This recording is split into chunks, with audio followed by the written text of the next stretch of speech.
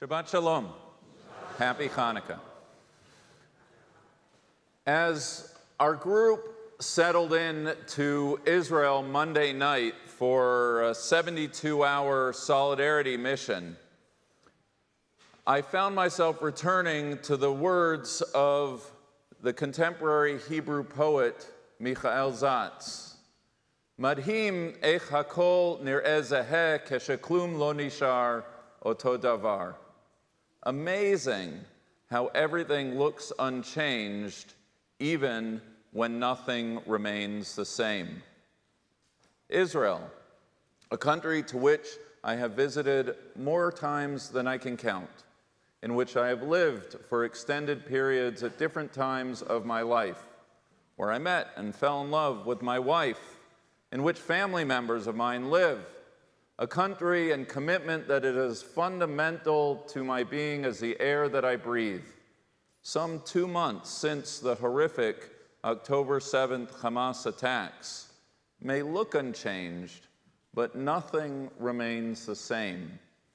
45 members of our synagogue community sold out in less than an hour under the leadership of Rabbi Kaufman and our trip provider J Squared, 72 hours in a changed Israel that I think changed all of us forever. The externalities are obvious.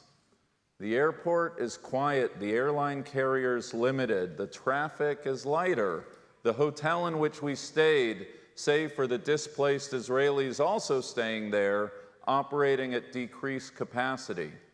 The music on the radio is somber, reflecting the national mood.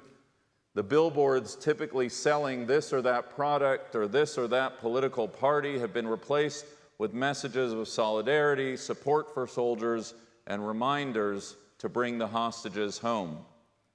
Most of all, the people, the 250,000 fighting-age Israelis one does not see because they have been called into military service. Israel is a country at war, and while there was never a time, and I'm going to return to this point, that we felt physically unsafe, it was a very different Israel than any one that I had ever experienced. If you'll allow me one moment of levity in an otherwise serious sermon, in the 30 and only free minutes we had one night prior to a group dinner, I think our group invested in more Judaica than did King Solomon when he built the temple. Park Avenue Synagogue did our part for Israel's sagging tourism industry. Of that much, I am sure. Why did we go? Everyone had their own reason, and next Friday night, we're going to hear from 2 participants. We went to show solidarity. We went to bear witness. We went to empower ourselves with the images and words to tell Israel's story to the world. We went because, as a Shiva house teaches, even when you can't take the pain away, there is comfort in letting a person or a country know that they are not alone. We went because we are a community that shows up in advocacy, in philanthropy. As Joseph said in this week's Torah reading when asked what it was he was seeking, Et achai ani mevakesh. It is my brothers that I seek. We went seeking our sisters and our brothers. Impactful as the visit was for us, for those with whom we met, we were told time and again that our presence gave them strength and made a difference. So what did we discover? We saw a country that, to a person, is traumatized. As one speaker reflected to us, the terror inflicted on Israel on October 7th was a combination of Nazi sadism and ISIS barbarism. Some of us visited Kfar Aza, one of the kibbutzim attacked that October 7th day. It's Israel 2023, but it could have been Kishinev 1903. The smashed windows, the bullet-ridden walls, the ransacked homes, and the burnt remains. To my dying day, I will never forget the sights and the smells, the Sukkot, frozen in time as they were, given that the attack occurred on the final day of the fall festival. Alon, the soldier who walked us through, is himself a resident of Kfar Aza. His life was saved only because that night he happened to be staying with his parents in nearby Sderot. Dead, dead, hostage, dead, unknown, he recited as he stood in his old neighborhood pointing to the homes of his friends. 62 murdered, 18 taken hostage. Kfar Aza, just one of the many communities attacked that day, over 1,200 murdered in all. And while this would have been enough, the sensory overload of our visit was heightened by the sounds and the shock waves, the boom, boom, boom, and rat-tat-tat of mortar and artillery. We were physically safe, but it was unnerving all the same. We all understood that just a few kilometers from where we were standing, a war was taking place. Each boom akin to smacking the lid of a motion-filled jar ready to spill over. We experienced it as one, but our reactions were not all the same. I turned to one congregant after a particularly loud boom to see if they were okay, because I was not, to which they replied, yes. And I said, why? And he said, because the sounds they were hearing were the sounds of the IDF taking care of business. This was not 1903, this is 2023. Jewish blood is not free for the taking, and the IDF was making that point crystal clear. The surviving populations of Kfar Aza and other communities attacked and at risk have been relocated. We visited one group of survivors now living at Kibbutz Shfa'im, just north of Tel Aviv. The stories we heard were horrifying and heartbreaking, and we all understood that we were the ones speaking to the survivors, the lucky ones, if one can say such a thing, still alive to tell their story. Families huddled in safe rooms for 20-plus hours, final texts sent and received as cell phones and hope gave out. Parents and children murdered before each other's eyes. Women, mothers, wives, sisters, and daughters raped. Siblings taken hostage.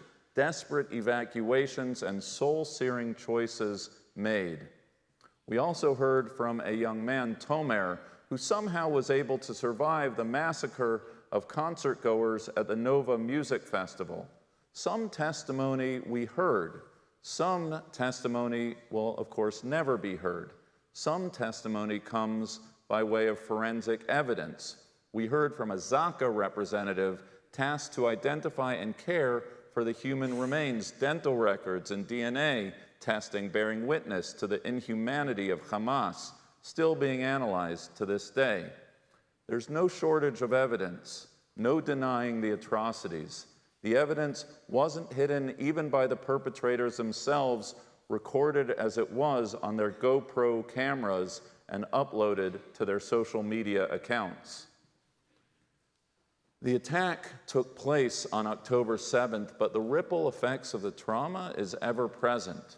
We met with Leah Naor, the director of Healing Space, a mental health effort aimed at providing support for those young people in the midst of post-trauma. We met with the head of psychiatry at Ichilov Hospital, Dr. Ra'anan Eitan, but known to this community as Cantor Schwartz's sister. The protocols for this moment are being written in real time. The needs are endless. The caregivers themselves in need of care, so acute is the trauma and the demands being made on them. And the trauma and the agony of October 7th is compounded each day by the continued plight of the hostages. Hostages, hostages, hostages. I would give you a number, some 240 abducted, some 140 remaining in captivity, but the truth is we really don't know.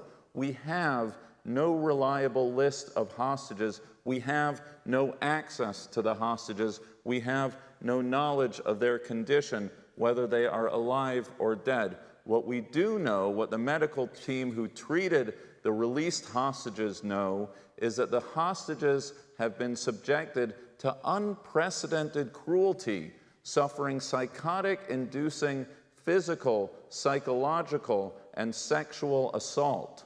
We shudder at the thought of what might be happening to the remaining hostages right now. Right now. Right now. As the media, campus, and Congress seek out their moral equivalencies, calls for a ceasefire, and scoldings of the IDF, we must never forget the horrific and continued plight of the hostages. We went to Kikar Hatufim, Hostage Square. We sat with family members of those abducted. We heard their stories.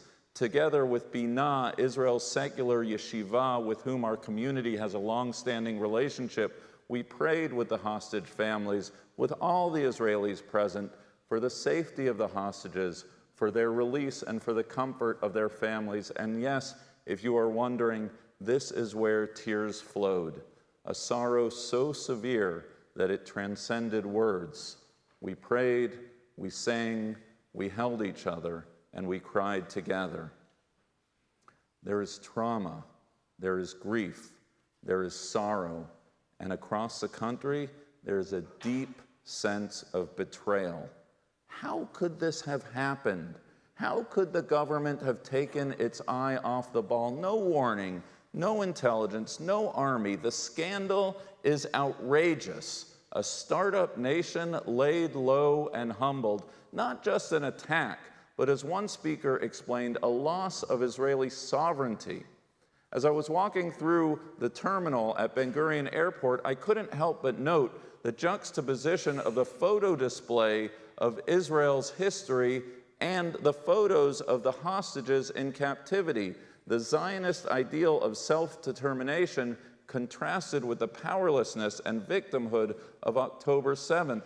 In one of our sessions, a fundraiser for Kfar Aza was describing the investments that were needed, the infrastructure, the mental health to rebuild the community. A survivor was standing present off to the side and yelled out, "And security," she blurted out. "Don't you forget security." There is no way that she or any member of her community or any of the communities in the South or the North are moving back unless the government assures them in word and deed that they are safe and will be. A feeling that the government has betrayed a generation, a distrust that the government will care for their future and safety. Once this war, please God, is over, the political earthquake will be sizable. As one speaker shared, 2024 could be the most consequential year in Israel's history since 1948. Traumatized and angry as Israel may be, there's also a palpable feeling of solidarity. The government's betrayal of the population has resulted in Israelis stepping up and working together in common cause, a bottom-up movement to compensate for a top-down failure. The heroes who ran into danger that day, the overflow of reservists who signed up in the wake of October 7th, the sense of volunteerism, youth, elderly, every age, every profession, an all-hands-on-deck moment. Those protesting the government before the attacks are now the ones leading the efforts to save the country. A softening of some, but not all, societal divisions, as one speaker described, a potential perestroika in the Haredi community. As for us, we donated bags and bags and bags of supplies and clothing. We volunteered at the Hamals in both Jerusalem and Tel Aviv, the well-oiled distribution centers the size of multiple football fields run entirely by volunteers, extraordinary in their scale, scope, energy, vision, and competence. It was not lost on any of us that this country that was tearing itself from within before October 7th is now rallying as one like never before. We heard from more speakers than I can count, each one better than the next. Not surprisingly, we left with more questions than answers. In the immediate term, how can Israel balance the contradictory goals of destroying Hamas and bringing home the hostages alive? How can Israel maintain its humanity in the face of an enemy that continues to prove itself to be so inhuman? What exactly are the military goals of the IDF, and what is the criteria by which it will signal that those goals have been achieved? How much time does Israel actually have to do what it needs to do in the face of international pressure? What will Hezbollah, Israel's enemy and Iran's proxy in the north, how will they respond? What does the future hold for the Arab communities within Israel, in the West Bank, and across the Gulf states? What is the future vision of Palestinian-Israeli shared society? And what needs to happen to develop a sane center and keep Israel's toxic extremes in check? In the year and in the years to come, how will Israel rebuild not just its southern communities and defense, but its fundamental social contract? One speaker optimistically spoke of Israel's rebirth. How can we, as a diaspora Jewish community committed to Israel's well-being, help midwife this emergent national vision? I do not have the answers to these questions, but these are the questions I am asking, and I would ask that you ask them and try answering them with me. Our Torah reading does not lack for sins: Joseph's arrogance, the brothers' jealousy, Jacob's inaction, a catalog of sins of commission and omission. But perhaps the most damning of all happens at the very end of our Torah reading. Joseph is imprisoned and famously and successfully interprets the dreams of Pharaoh's servants, the baker who does not survive and the cupbearer who does. Joseph asks the cupbearer to remember him in his captivity. And yet the final verse of our Torah reading reads, Velo zachar sar hamashkim et Yosef vayishkachehu. Yet the cupbearer did not remember Joseph. He forgot him. This sin of forgetting, of tapping in and tapping out as our brothers and sisters exist in emotional and literal captivity, is a sin we dare not commit. We dare not tap in and tap out of our people at this desperate hour. This same bottom-up sense of solidarity and volunteerism that is taking place in Israel must be mirrored in our own community. Philanthropy, yes. Donations of needed goods and supplies, without question. A refusal to enter into the intra-Jewish debates and take pot shots at other Jews, absolutely. Our people don't lack for enemies. Why would we create more from within our own ranks? And we need to take it to the next level. Park Avenue Synagogue has to lead by example to make sure as many of our congregants, children and grandchildren, bear witness and show solidarity. 45 of us came and went safely this week, and if you can, so should you. To be ambassadors for Israel's story, armed with firsthand experiences and facts that will steel our resolve and counter the TikTok lies of our enemies and detractors. To partner with appropriate communities and organizations like the Jewish Agency for Israel to help Israel heal and rebuild, to foster the relationship seeded this past week, to seed more, and most of all to know that the only thing standing in the way of you and your next act of advocacy, volunteerism, and philanthropy is you. I am grateful, deeply grateful, to each participant of the mission for stepping up. More importantly, I'm inspired by your expectation that our experience together serves as a stepping stone, not as a capstone, of our community's mobilization on Israel's behalf. We are rattled, we are raw, and we are resilient. For all that the group witnessed in Israel, for all of the brokenness, for all of the tears shed, there is strength, there is courage, and there is a can-do spirit. For all that Israel has endured, the resilience is awe-inspiring. Od lo avda tikvatenu. Our hope is not yet lost.